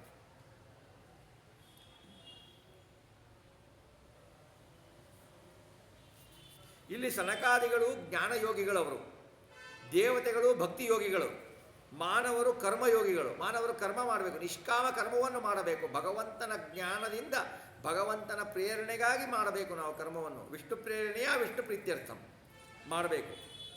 ಅವೇ ಮೋಕ್ಷಕ್ಕೆ ಕಾರಣ. ಭಕ್ತಿಯ ಬಲದಿಂದ, ಅದರ ಪ್ರತಿಭೆಯಿಂದ ವೇದಾರ್ಥ ನಿರ್ಣಯವನ್ನು ಮಾಡುವವರು ಭಕ್ತಿಯೋಗಿಗಳಾಗ್ತಾರೆ. ಆಮೇಲೆ ಭಗವಂತನ ಕರ್ತೃತ್ವ, ಭೋಕ್ತೃತ್ವಾದಿ ಬಲದಿಂದ ಸರ್ವಶಕ್ತಿ, ಪೂರ್ಣಾನಂದಾದಿ ಗುಣಪರವಾಗಿ ವೇದಾರ್ಥ ನಿರ್ಣಯ ಮಾಡುವವರು ಕರ್ಮಯೋಗಿಗಳಾಗ್ತಾರೆ. ಸನಕಾದಿಗಳಿಗಿಂತ ದೇವತೆಗಳಿಗೆ ಭಗವಂತನಲ್ಲಿ ಭಕ್ತಿ ಹೆಚ್ಚಿರುವುದರಿಂದ ಅವರು ಭಕ್ತಿಯೋಗಿಗಳಾಗ್ತಾರೆ. ದೇವತೆಗಳಿಗೆ ಮನುಷ್ಯರಿಗಿಂತ ಜಾಸ್ತಿ ಕರ್ಮಾನುಷ್ಠಾನ ಇದೆ. ಆದರೆ ಕರ್ಮ ಮಾಡದಿದ್ದರೆ ಮನುಷ್ಯರಿಗೆ ಪಾಪ ಬರುತ್ತೆ, ದೇವತೆಗಳಿಗೆ ಬರಲ್ಲ. ಅಷ್ಟೇ. ನಾವು ಕರ್ಮ ಮಾಡಲಿಲ್ಲ ನಮಗೆ ಪಾಪ ಬರುತ್ತೆ, ದೇವತೆಗಳಿಗೆ ಬರಲ್ಲ. ಅವರಿಗೆ ಬೇಕಾದಷ್ಟು ಕರ್ಮಗಳಿವೆ. ಆದ್ದರಿಂದ ಮನುಷ್ಯರನ್ನು ಕರ್ಮಯೋಗಿಗಳಂತಾರೆ ಅಂತ ತ್ರಿಯೋಗ ಎಂಬ ಗ್ರಂಥದಲ್ಲಿದೆ ಅಂತ ಶ್ರೀಮದ್ ಆಚಾರ್ಯರು ತಾತ್ಪರ್ಯದಲ್ಲಿ ಹೇಳ್ತಾರೆ. ನಾವು ಎಲ್ಲಿಯವರೆಗೆ ಕರ್ಮ ಮಾಡ್ತಾ ಇರಬೇಕು ನಿಷ್ಕಾಮ ಕರ್ಮವನ್ನು ಅಂದರೆ, ಎಲ್ಲಿಯವರೆಗೆ ವಿಷಯಗಳ ಬಗ್ಗೆ ವೈರಾಗ್ಯ ಬರುವುದಿಲ್ಲವೋ, ಎಲ್ಲಿಯವರೆಗೆ ನನ್ನ ಕಥಾಶ್ರವಣಾದಿಗಳಲ್ಲಿ ಸ್ವಾಭಾವಿಕವಾದ ಆಸಕ್ತಿ, ಏನೋ ಬಂದು ಕುತ್ಕೊಂಡಿದ್ದೀವಿ, ಕೇಳ್ತೀವಿ, ಹೋಗ್ತೀವಿ, ಮತ್ತೆ ಸ್ವಾಭಾವಿಕವಾಗಿ ಆಸಕ್ತಿ ಇರಬೇಕು. ಸ್ವಾಭಾವಿಕ ಆಸಕ್ತಿ ಬರೋದಿಲ್ಲವೋ ಅಲ್ಲಿಯವರೆಗೆ ಮನುಷ್ಯೋತ್ತಮನು ನಿಷ್ಕಾಮ ಕರ್ಮವನ್ನು ಮಾಡ್ತಾನೇ ಇರಬೇಕು ಅಂತ ಹೇಳ್ತಾನೆ ಭಗವಂತ.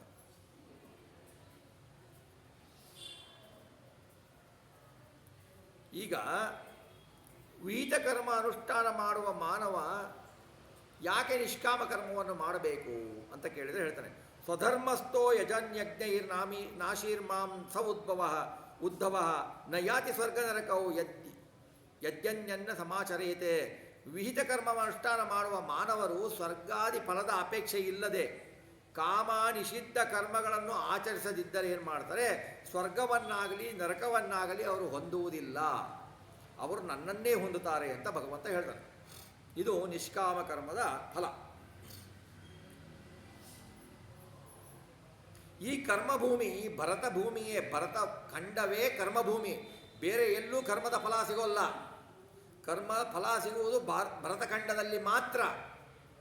ಈ ಭರತಖಂಡದಲ್ಲಿ ಕರ್ಮಭೂಮಿಯಲ್ಲಿ ವಿಹಿತನಾದ ನಿಷ್ಕಾಮ ಕರ್ಮ ಮಾಡುವವನು ಪಾಪವನ್ನು ಕಳೆದುಕೊಳ್ತಾನೆ, ಪಾಪರಹಿತನಾಗ್ತಾನೆ, ಅಂತಃಕರಣ ಶುದ್ಧ ಆಗತ್ತೆ. ಹರಿಯ ಇಚ್ಛೆಯಿಂದ ಈ ಕರ್ಮ ಮಾಡುವ ಯೋಗಿಯೂ ಕೂಡ ಶುದ್ಧವಾದ ಜ್ಞಾನ ಭಕ್ತಿಗಳನ್ನು ಪಡೆದುಕೊಳ್ಳುತ್ತಾನೆ ಅಂತ ಕೃಷ್ಣ ಪರಮಾತ್ಮ ಹೇಳ್ತಾನೆ.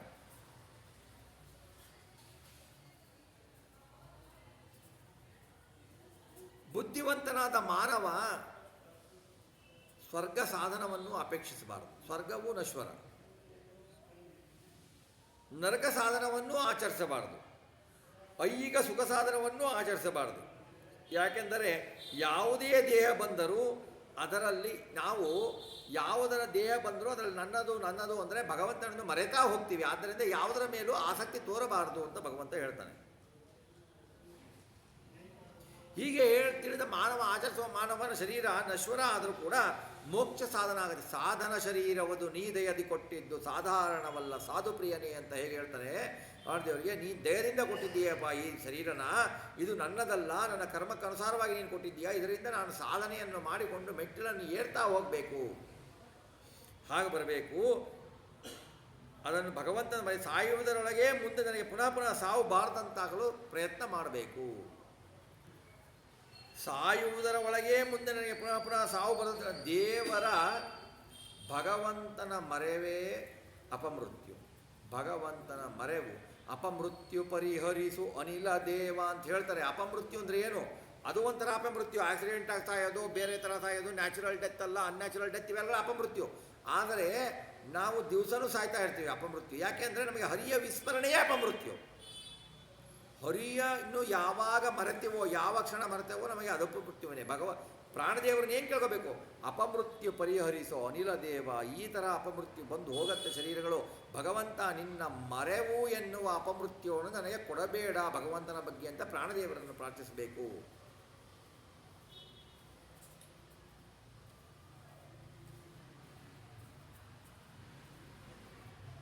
ಬುದ್ಧಿವಂತ ಮನುಷ್ಯ ಏನು ಮಾಡ್ತಾನೆ? ಹಗಲು ರಾತ್ರಿ ತನ್ನ ಆಯುಷ್ಯ ಕ್ಷೀಣಿಸುವುದನ್ನು ಕಂಡು ಭಯದಿಂದ ನಡುಗಿ ತನ್ನ ದೇಹದಲ್ಲಿ ಅಭಿಮಾನವನ್ನು ತೊರೆದು ಬಂಧಕ ಕರ್ಮ ಮಾಡುವುದನ್ನು ಬಿಟ್ಟು ಪರಮಾತ್ಮನ ತಿಳಿದು ಸುಖಿಸ್ತಾನೆ. ಬುದ್ಧಿವಂತರಾದ ಮನುಷ್ಯ ನಾವೇನು ಮಾಡ್ತೀವಿ ಗೊತ್ತಾ? ಬುದ್ಧಿವಂತರಲ್ಲ ನಾವು. ಯಾಕೆ ಅಂದರೆ ನಾವು ನಮ್ಮ ಆಯುಷ್ಯು ದಿನ ದಿನಕ್ಕೆ ಕ್ಷೀಣಿಸ್ತದೆ ಅನ್ನೋದನ್ನೇ ನೋಡ್ಕೊಳ್ಳೋದು. ನಾವು ನಮ್ಮ ಜನ್ಮದಿನವನ್ನು ಆಡಂಬರವಾಗಿ ಕಳಿತೇವೆ. ಜನ್ಮದಿನ ನನಗೆ 100 ವರ್ಷ ಅಂದರೆ 50 ವರ್ಷ ಆಯಿತು, 60 ವರ್ಷ ಆಯಿತು, 60 ವರ್ಷ ಶಾಂತಿ ಮಾಡ್ಕೋತೀವಿ. ಮಾಡ್ಕೊಳ್ಳೋದು ಆಕ್ಷೇಪ ಇಲ್ಲ. 60 ವರ್ಷ ಶಾಂತಿ ಆಯಿತು ಅಂದರೆ ನಿನ್ನ ವರ್ಷ 100 ವರ್ಷ ನಿನ್ನ ಆಯುಷ್ಯ ಅಂದರೆ 60 ವರ್ಷ ಹೋಗಿಬಿಡ್ತು.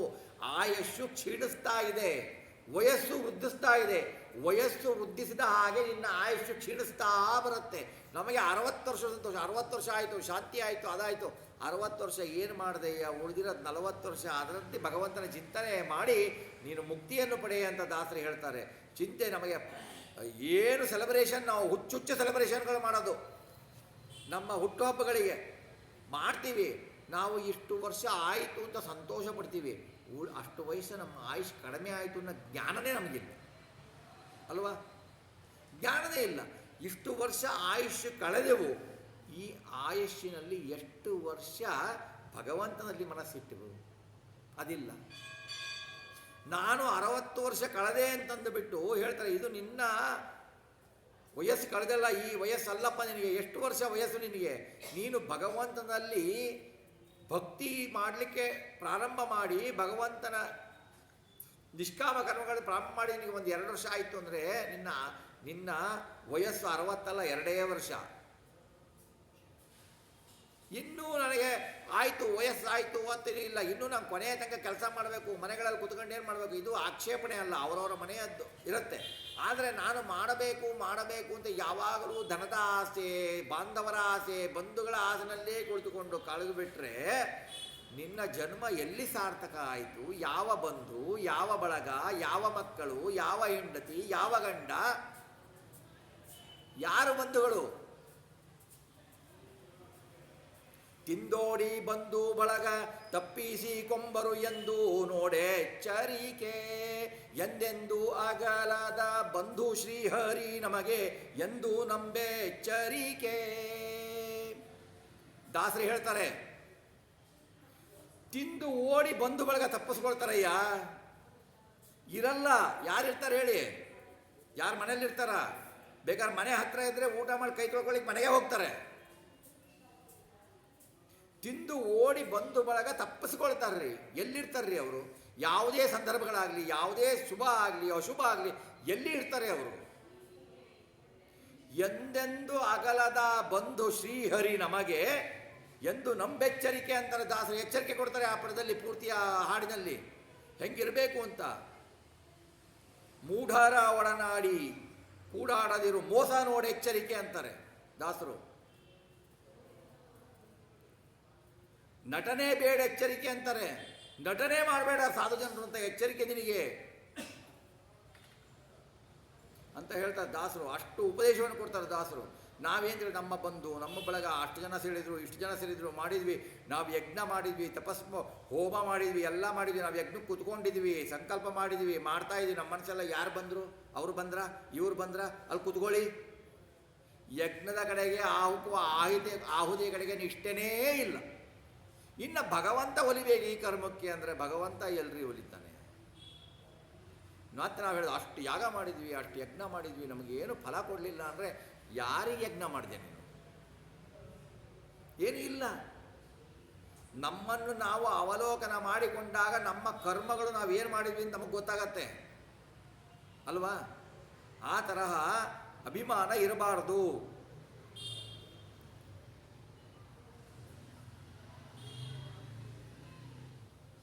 ಹೀಗೆ ಅಭಿಮಾನವನ್ನು ತೊರೆದು ಬಂಧಕ ಕರ್ಮ ಮಾಡುವುದನ್ನು ಬಿಟ್ಟು ಪರಮಾತ್ಮನನ್ನು ತಿಳಿದು ಸುಖಿಯಾಗಿರ್ತಾನೆ ಜ್ಞಾನಿ ಅಂತ ಹೇಳ್ತಾನೆ.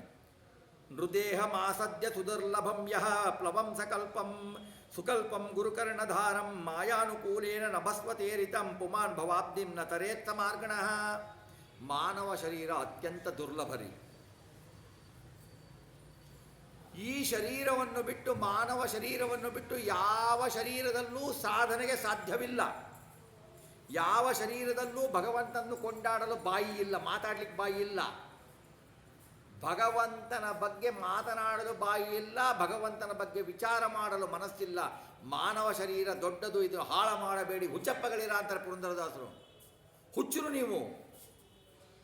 ಮಾನವ ಜನ್ಮ ಎಷ್ಟು ದುರ್ಲಭ ಬರುವುದು. 84 ಲಕ್ಷ ಯೋನಿಗಳಲ್ಲಿ ಮಾನವ ಜನ್ಮ ಅಗ್ರ. ಯಾವ ಜನ್ಮದಲ್ಲೂ ನಿಮಗೆ ಈ ಫೆಸಿಲಿಟೀಸ್ ಇಲ್ಲ. ಯಾವ ದೇವತೆಗಳು ಭಾಗವತದಲ್ಲಿ ಬರುತ್ತೆ, ಭಾಗವತದಲ್ಲಿ ಬಂದಾಗ ಬೇರೆ ಪ್ರಾಣಿಗಳೆಲ್ಲ ಸೃಷ್ಟಿ ಮಾಡ್ತಾನೆ ಚತುರ್ಮುಖ. ದೇವತೆಗಳಿಗೆ ಹೇಳ್ತಾನೆ ಒಳಗಡೆ ಹೋಗಿ ಅಂತ. ಆ ಪ್ರಾಣಿ ಹೋಗ್ಬೇಕಾದ್ರೆ ಅವ್ರು ಅಂತಾರೆ, ಇಲ್ಲ ಇನ್ನೂ ಸಮಯ ಆಗಿಲ್ಲ, ಈ ಗೃಹ ಪ್ರವೇಶ ಮಾಡಲ್ಲ ನಾವು ಅಂತಾರೆ ದೇವತೆಗಳು. ಕೊನೆಗೆ ಹಸುಗಳ ಹತ್ರ ಕಳಿಸ್ತಾನೆ, ಹಸುಗಳನ್ನು ಸೃಷ್ಟಿ ಮಾಡ್ತಾನೆ ಚತುರ್ಮುಖ. ಹಸುವಿನೊಳಗಡೆ ಹೋಗು ಅಂದರೆ ಹಸುವಿನೊಳಗೆ 3.5 ಕೋಟಿ ದೇವತೆಗಳಿರ್ತಾರೆ. ಅವನು ದೇವತೆಗಳೆಲ್ಲ ಸುತ್ತೊಡೆದು ಬರ್ತಾರೆ. ಸುತ್ತೊಡೆದು ಬಂದು ಬಹಳ ಅಧಿಷ್ಠಾನ ಚೆನ್ನಾಗಿದೆ ಅಂದರೂ ಇನ್ನೊಂದು ಸ್ವಲ್ಪ ಸಮಯ ಕಾಲಾವಕಾಶ ಬೇಕು ಅಂತಾರೆ. ಮಾನವ ಶರೀರ ಸೃಷ್ಟಿ ಮಾಡ್ತಾನೆ, ಇನ್ನೂ ಚತುರ್ಮುಖ ಹೋಗುವುದಿಲ್ಲ, ಎಲ್ಲ ದೇವತೆಗಳು ಒಳಗೆ ಹೋಗ್ಬಿಡ್ತಾರೆ. ಇಂಥ ದೇಹ ಕೊಟ್ಬಿಟ್ಟೆ ನನಗೆ, ಸಾಧನೆಗೆ ಎಷ್ಟು ಅನುಕೂಲ ಆಯಿತು ಅಂತ. ಇಂತಹ ಸಾಧನ ಶರೀರವನ್ನು ಕೊಟ್ಟಾಗ ಇದನ್ನು ಬರೇ ವ್ಯಸನಗಳಿಗೆ, ದುರ್ಮಾರ್ಗಗಳಿಗಾಗಿ ಭಗವಂತನ ವಿರುದ್ಧವೇ ಹೋಗಿ, ಭಗವದ್ಭಕ್ತರ ವಿರುದ್ಧ ಹೋಗಿ ನಮ್ಮ ಜೀವನವನ್ನು ಹಾಳು ಮಾಡಿಕೊಡ್ತಾ ಇದ್ದೀವಲ್ಲ. ಅದಕ್ಕೆ ಹೇಳ್ತಾನೆ ಭಗವಂತ, ಹೀಗೆ ಹಾಳು ಮಾಡಿಕೊಳ್ಳುವವರು ಮೂರ್ಖರು. ಈ ಜನ್ಮ ಇಷ್ಟೇ ರೀ. ನಮ್ಮ ಮಾತಿರುತ್ತೆ, ಸಾಮಾನ್ಯ ಇರುತ್ತೆ. ಈ ಜನ್ಮದಲ್ಲಿ ಇಷ್ಟು ಸಾಕು, ಮುಂದಿನ ಜನ್ಮದಲ್ಲಿ ನಾವು ಮಾಡ್ತೀವಿ. ಮುಂದಿನ ಜನ್ಮ ಮನುಷ್ಯನ ಜನ್ಮ ಬರುತ್ತೆ ಅಂತ ಗ್ಯಾರಂಟಿ ಇದೆಯಾ? ಯಾವುದೋ ಹುಳ ಆಗ್ಬೋದು, ಹುಪ್ಪಟೆ ಆಗ್ಬೋದು, ಎಲ್ಲಿರುತ್ತೆ ಜನ್ಮ? ಈಗಿಷ್ಟೇ ಸಾಕು, ಹಾಗಿರುತ್ತೆ. ಹಾಗೆ ಆಗಬಾರದು. ಸಂಸಾರವೆಂಬ ಸಾಗರವನ್ನು ದಾಟಲು ಈ ಶರೀರ ಬಹಳ ನಾವಿಕನುಳ್ಳುವ ನೌಕೆ ಇದು. ನಮ್ಮ ದೇಹದಲ್ಲಿ ಭಗವಂತ ಮುಖ್ಯ ಪ್ರಾಣನ ಒಡಗೂಡಿ ಇದ್ದಾನೆ. ನಮ್ಮ ದೇಹದಲ್ಲಿರುವ 72,000 ನಾಡಿಗಳಲ್ಲಿ 72,000 ರೂಪಗಳಿಂದ ಭಗವಂತ ಇದ್ದಾನೆ. ಎಡಗಡೆ 36,000, ಬಲಗಡೆ 36,000. ಎಡಗಡೆ 36,000ದಲ್ಲಿ ಶ್ರೀರೂಪ, ಬಲಗಡೆ 36,000ದಲ್ಲಿ ಪುರುಷ ರೂಪ. ಪ್ರಾಣದೇವರು ಇದ್ದಾರೆ, ಆಯಾ ನದಿಗಳ ಅಭಿಮಾನಿಗಳಿದ್ದಾರೆ. ಈ ಎಲ್ಲ ದೇವತೆಗಳಿಂದ ಕೂಡಿದ ಈ ಶರೀರವನ್ನು ನಾವು ಬಲೇ ದೇವರಿಗೆ ವಿರುದ್ಧ ಕಾರ್ಯಗಳಲ್ಲಿ ಮಾಡಿದರೆ ಈ ದೇವತೆಗಳೆಲ್ಲರೂ ನಮ್ಮನ್ನು ಕ್ಷಮಿಸ್ತಾರ? ನಮಗೆ ಶಾಪ ಕೊಡ್ತಾರೆ. ಇವನಿಗೆ ಈ ಶರೀರ ಕೊಟ್ಟಿದ್ದು ಉಪಯೋಗ ಇಲ್ಲ ಅಂತ. ಈ ಸಾಧನೆಯನ್ನು ನಾವು ಮಾಡ್ಕೊಳ್ಬೇಕಲ್ವ? ನಮ್ಮದಲ್ಲದ ಭಗವಂತ ಉಪಕಾರ ಮಾಡಿ ನಮಗೆ ಈ ದೇಹವನ್ನು ಕೊಟ್ಟಾಗ ಈ ದೇಹವನ್ನು ಭಗವಂತನ ವಿರುದ್ಧವಾಗಿಯೇ ನಾವು ನಡೆಸ್ತೇವೆ, ಶಾರದ ವಿರುದ್ಧವಾಗಿ ನಡೆಸ್ತೇವೆ ಅಂತಂದರೆ ಹೇಗೆ ಅದು? ಹಾಗಾಗೋದಿಲ್ಲ ಅಂತ ಅವರು ಹೇಳ್ತಾರೆ. ಈ ನೌಕೆ, ಈ ನಾವಿಕನುಳ್ಳ ನೌಕೆ, ನಾವಿಕ ಯಾರು? ಜೀವ. ನೌಕೆ ಇದೆ, ಇದನ್ನು ದಡ ದಾಟಿಸ್ಬೇಕು. 6 ತೆರೆಯ ನೋಡಂಬಿಗ ಅಂತ ದಾಸರು ಕಟ್ಟಿದಾರಲ್ಲ, ಅಂಬಿಗ ನಾನಿನ್ನ ನಂಬಿದೆ ಅಂತ. 6 ತೆರೆಯ ನೋಡಂಬಿಗ, 6 ತೆರೆಗಳು ಅದು ನೋಡು, ಒಂದಕ್ಕೊಂದು ಬರ್ತಾ ಇದೆ. ಇದನ್ನು ನಿವಾರಿಸುವ ನಾವಿಕ ನೀನು ನೋಡಂಬಿಗ ಅಂತಾರೆ. ನೀನು ದಾಟಿಸ್ಬೇಕು ನನಗೆ, ದಾಸರು ಹೇಳೋದು. ಇಂತಹ ಶರೀರ ಹೊಂದಿಯೂ ಕೂಡ ಸಂಸಾರ ಸಾಗರವನ್ನು ದಾಟದಿದ್ದರೆ ಅವನು ವಸನವಾದಾಗ, ಶರೀರ ಅವಸನವಾದಾಗ ನರಕದಲ್ಲಿ ಬೀಳ್ತಾನೆ ಅಂತ ಕೃಷ್ಣ. ಇಂತಹ ಶರೀರ ಕೊಟ್ಟಾಗ ಇದನ್ನು ವ್ಯರ್ಥ ಮಾಡಿದರೆ ಅವನು ಖಂಡಿತ ನರಕದಲ್ಲಿ ಬೀಳ್ತಾನೆ. ಹೇಗೆ ಅಂದರೆ, ಒಂದು ಬಿಲ್ಲಿನಲ್ಲಿ ಬಾಣ ಹೂಡ್ತಾರೆ, ಬಾಣ ಹೂಡಿ ಆ ಗುರಿಯಲ್ಲಿ ಬೆಳೆದುಕೊಂಡು ವೇಗವಾಗಿ ಬಿಡ್ತಾರೆ. ಆ ವೇಗವನ್ನು ಕಳೆದುಕೊಂಡ ಬಾಣ ಎಲ್ಲೋ ಬೀಳುತ್ತಲ್ಲ, ಅಲ್ಲಿ ಹಾಗೆ ಕೆಸರಿನಲ್ಲಿ ಬೀಳ್ತಾರೆ ಮಾನವರು ಅಂತ ಹೇಳ್ತಾನೆ.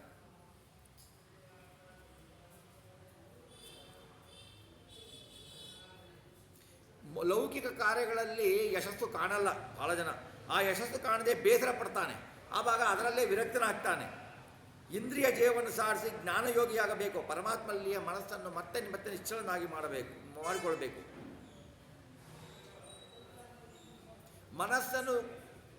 ಮನಸ್ಸನ್ನು ತಮ್ಮ ವಶವಾಗಿ ಕಂಡುಕೊಳ್ಳುವುದು ಬಹಳ ಕಷ್ಟ ರೀ. ಅದನ್ನು ಪ್ರಯತ್ನ ಪಡಬೇಕು, ನಿರಂತರ ಪ್ರಯತ್ನ ಪಡಬೇಕು. ಪ್ರಯತ್ನ ಪಟ್ಟು ಬಿಟ್ಟು ಅದನ್ನು ವಶವಾಗಿ ಮಾಡಿಕೊಳ್ಳಬೇಕು. ಪ್ರಾಣಾಯಾಮ, ಇಂದ್ರಿಯ ನಿಗ್ರಹಗಳ ಮೂಲಕ ಮನಸ್ಸನ್ನು ತಮ್ಮ ಹಿಡಿತದಲ್ಲಿಟ್ಕೊಳ್ಬೇಕು ಅಂತ ಹೇಳ್ತಾನೆ. ಭಗವಂತನಲ್ಲಿ ನಿಶ್ಚಲವಾಗಿ ಮನಸ್ಸು ನಿಲ್ಲುವವರೆಗೂ ಭಗವಂತನನ್ನು ಶಾಸ್ತ್ರಾನುಸಾರ ಚೆನ್ನಾಗಿ ಧ್ಯಾನ ಮಾಡಬೇಕು. ಆಮೇಲೆ ಹೇಳ್ತಾನೆ, ಸ್ವೇ ಸ್ವೇ ಅಧಿಕಾರೇ ಯಾ ನಿಷ್ಠಾ ಸಗುಣ ಪರಿಕೀರ್ತಿತಃ ವಿಪರ್ಯಸ್ತು ದೋಷ ಸ್ಯಾತ್ ಉಭಯರೇಶ ನಿರ್ಣಯ. ಜ್ಞಾನ, ಭಕ್ತಿ, ಕರ್ಮರೂಪವಾದ ವಿಹಿತ ಸಾಧನದಲ್ಲಿ ಅದನ್ನು ಭಗವಂತನಿಗೆ ಪ್ರೀತಿಕರವಾಗಿ ನಿಷ್ಠೆ ತೋರಬೇಕು. ಭಗವಂತನಲ್ಲಿ ಗುಣದೋಷಗಳ ನಿರ್ಣಯ. ಶ್ರೀಹರಿಗೆ ಪ್ರಿಯವಲ್ಲದ ಗುಣ ಇದ್ದರೂ ಕೂಡ ಅದು ದೋಷ ಅನಿಸುತ್ತೆ. ಹಾಗೆ ಭಗವಂತನಲ್ಲಿ ಯಾವ ಗುಣಗಳು ಪರ್ಯವಸನ ಆಗುವುದಿಲ್ಲವೋ ಅವೆಲ್ಲ ದೋಷ. ಭಗವಂತನಲ್ಲಿ ಯಾವ ಪರ್ಯವಸನ ಆಗಬೇಕವು. ಭಗವಂತನಿಗೆ ಈ ಕರ್ಮ ಇಷ್ಟ ಇಲ್ಲ, ಇದು ಅಪ್ರಿಯ ಎಂಬ ಯೋಚನೆ ಇಲ್ಲದೇನೆ ಮಾಡುವ ಕರ್ಮಗಳು ಸ್ವಾಭಾವಿಕವಾಗಿ ಏನಾಗ್ತವೆ ಅಂದರೆ ಅಶುದ್ಧ ಹಾಗೂ ಪಾಪಕರ.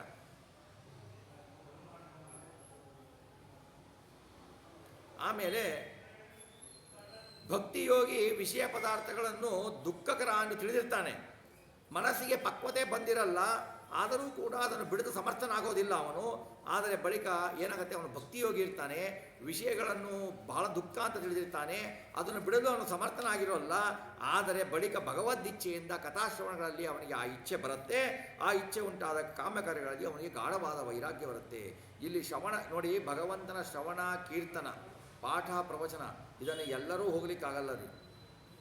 ಎಷ್ಟು ಜನ ಬರ್ತಾರೆ, ಎಷ್ಟು ಜನ ಬರಬೇಕು ಅನ್ನೋ ಪ್ರೇರಣೆ ಆಗಿರಬೇಕಲ್ವ ಅವರಿಗೆ, ಬರಬೇಕಲ್ವ ಅವರಲ್ಲಿ ಆ ಒಂದು ಗುಣ ಇರಬೇಕಲ್ವ, ಅದಕ್ಕೋಸ್ಕರ ಬರ್ತಾರೆ. ಎಲ್ಲರೂ ಬರಲ್ಲ, ಯಾಕೆ? ಎಲ್ಲರಿಗೂ ಗೊತ್ತು ಪ್ರವಚನ ಇಲ್ಲಿದೆ ಅಂತ. ಎಲ್ಲರೂ ಬರಲ್ಲ, ಯಾಕೆಂದರೆ ಅವರಿಗೆ ಅದನ್ನು ಶ್ರವಣ ಮಾಡುವಂತಹ ಯೋಗ ಇರಲ್ಲ ಅವರುಗಳಿಗೆ. ಹಾಗಾಗಿ ಅದನ್ನು ತಿಳ್ಕೊಳ್ಬೇಕು. ನಾನು ಏನು ಹೇಳಿದ್ದೀನಿಲ್ಲ, ಪ್ರೋಕ್ತೇನ ಭಕ್ತಿಯೋಗೇನ ಭಜತೋ ಮಾ ಸಕೃಣ್ಮನೆ ಕಾಮಾಹುದಿಸ್ತಾ ನಶ್ಯಂತಿ ಸರ್ವೇ ಮೈ ಹುದಿಸ್ತಿ. ನಾನು ಹೇಳಿದ ಭಕ್ತಿಯೋಗದಿಂದ ಪುನಃ ನನ್ನನ್ನು ಭಜಿಸುವ ಯಾವ ಜ್ಞಾನಿಗೆ ನಾನು ಹೃದಯದಲ್ಲಿ ಗೋಚರನಾಗ್ತೇನೆ, ಅವನ ಬಾಹ್ಯ ಮನಸ್ಸಿನ ಎಲ್ಲ ಕಾಮನೆಗಳು ದೂರ ಆಗುತ್ತವೆ. ನಮ್ಮ ಬಿಂಬರೂಪಿ ಪರಮಾತ್ಮ ಹೃದಯದಲ್ಲಿದ್ದಾನಲ್ಲ, ಅವನು ನಮಗೆ ಕಾಣಬೇಕು. ಆವಾಗ ಮೋಕ್ಷ, ಬೇರೆ ಹೊರಗಡೆ ರೂಪಗಳಲ್ಲ. ಜ್ಞಾನಿಗೆ ಸರ್ವಾಂತರ್ಯಾಮಿಯಾದ ಭಗವಂತ ಗೋಚರಿಸಿದ್ದಾಗ ಅವನ ಬಾಹ್ಯ ಮನಸ್ಸೆಂಬ ಸಂಸಾರ ಬಂಧನ ಬಿಟ್ಕೊಳ್ಳುತ್ತೆ, ವಿಪರೀತ ಜ್ಞಾನಗಳು ಕಳೆದುಕೊಳ್ಳುತ್ತೆ.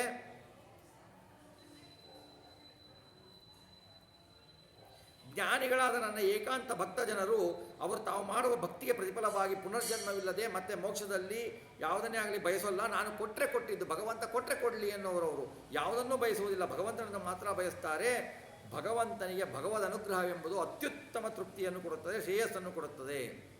ಇನ್ನು ಕೊನೆಯದಾಗಿ ಅವನು ಹೇಳ್ತಾನೆ ಕೃಷ್ಣ ಪರಮಾತ್ಮ ಈ ಅಧ್ಯಾಯದಲ್ಲಿ, ನಮ್ಮ ಏಕಾಂತ ಭಕ್ತಾನಾಂ ಗುಣದೋಷೋದ್ಭವ ಗುಣಾ ಸಾಧೂನಾಂ ಸಮಚಿತ್ತಾನಾಂ ಬುದ್ಧೇ ಪರಮಪೇಯಶಾಂ. ನನ್ನ ಏಕಾಂತ ಭಕ್ತರಿಗೆ ಗುಣದೋಷ ಉದ್ಭವ, ಸಾತ್ವಿಕವಾದ, ರಾಜಸ ಮತ್ತು ತಾಮಸವಾದ ವಿಷಯಗಳಿಂದ ಉಂಟಾಗುವ ಗುಣ ದೋಷಗಳು, ಹರ್ಷ ಶೋಕಾದಿಗಳು ಇರುವುದಿಲ್ಲ. ಅವರು ಪ್ರಾಕೃತ ಅಂತಃಕರಣ ಜೊತೆಗೆ ಸ್ವರೂಪದ ಅಂತಃಕರಣದ ಅಭಿವ್ಯಕ್ತಿ ಹೊಂದಿರುತ್ತಾರೆ. ಆದ್ದರಿಂದ ಅವರಿಗೆ ವಿಚಲಿತರಾಗದೆ ಸಮಚಿತ್ತರಾಗಿ ಇರ್ತಾರೆ. ಹೀಗೆ ಹೇಳಿಬಿಟ್ಟು ಭಗವಂತ 20ನೆಯ ಅಧ್ಯಾಯದಲ್ಲಿ ಹೇಳ್ತಾನೆ, ಏವಮೇತಾನ್ ಮಯಾಧಿಷ್ಠಾನ್ ಅನುತಿಷ್ಠಂತಿ ಮೇ ಪತಃ ಕ್ಷೇಮಂ ವಿಂದತಿ ಮತ್ಸ್ಯಾನಾಂ ಯದ ಬ್ರಹ್ಮ ಪರಂ ವಿಧಿ. ನಾನು ಉಪದೇಶಿಸುವ ಈ ಮೋಕ್ಷ ಮಾರ್ಗ ಇದೆಯಲ್ಲ, ಇದನ್ನು ಯಾರು ಅನುಷ್ಠಾನ ಮಾಡುತ್ತಾರೋ ಅವರು ಪರಬ್ರಹ್ಮನೆಂದು ಜ್ಞಾನಿಗಳು ತಿಳಿದಿರುವ ಕ್ಷೇಮಕರವಾದ ನನ್ನನ್ನು ಹೊಂದುತ್ತಾರೆ ಎನ್ನುವಲ್ಲಿಗೆ ಶ್ರೀಮದ್ ಭಾಗವತ ಪುರಾಣದ ಏಕಾದಶ ಸ್ಕಂದದಲ್ಲಿ 20ನೇ ವಿಂಶತಿ ಅಧ್ಯಾಯವು ಸಂಪೂರ್ಣವಾಯಿತು. ಈ ಪ್ರವಚನ ಮಾಲಿಕೆಯಲ್ಲಿ ಉದ್ಧವ ಏಕಾದಶ ಸ್ಕಂದದಲ್ಲಿ 20ನೆಯ ಅಧ್ಯಾಯದ ಚಿಂತನೆಯು ಯಥಾಶಕ್ತಿ ಯಥಾಮತಿ ನಾವು ಮಾಡಲು ಭಗವಂತ ರಾಘವೇಂದ್ರ ಸ್ವಾಮಿಗಳ ಅಂತರ್ಯಾಮಿಯಾದ ಮುಖ್ಯ ಪ್ರಾಣನಾದ ಭಗವಂತ ಪ್ರೇರಣೆ ಮಾಡಿದ್ದ. ಅವನೇ ನುಡಿಸಿದ್ದಾನೆ, ನಾನು ಏನೂ ನುಡಿದಿಲ್ಲ, ಅವನೇ ನುಡಿಸಿದ್ದಾನೆ ಅನ್ನುವುದೇ ನಮ್ಮದು. ಯಾಕೆಂದರೆ ನಾವು ನುಡಿಲಿಕ್ಕೆ ಅಶಕ್ತರು, ಅವನೇ ಶಕ್ತ. ನಮ್ಮಲ್ಲಿ ನಿಂತು ಅವನು ನುಡಿಸಿದ್ದಾನೆ, ನಿಮ್ಮಲ್ಲಿ ನಿಂತು ಅವನು ಕೇಳಿದ್ದಾನೆ. ಈ ಚಿಂತನೆಯ ಮನನಗಳನ್ನು, ಈ ಶ್ರವಣ ವಾಚನಗಳನ್ನು ಅದನ್ನು ನಮ್ಮ ಅಂತರ್ಯಾಮಿಯಾದ ಮುಖ್ಯ ಪ್ರಾಣದ ಅಂತರ್ಯಾಮಿಯಾದ ಶ್ರೀಕೃಷ್ಣ ಪರಮಾತ್ಮನಿಗೆ ಅರ್ಪಿಸೋಣ. ಶ್ರೀಕೃಷ್ಣಾರ್ಪಣಮಸ್ತು. ಮುಂದಿನ ಪ್ರವಚನ ಮಾಲಿಕೆಯಲ್ಲಿ 21ನೇ ಅಧ್ಯಾಯ ಉದ್ಧವ ಗೀತೆ ಮುಂದುವರಿಯುತ್ತೆ.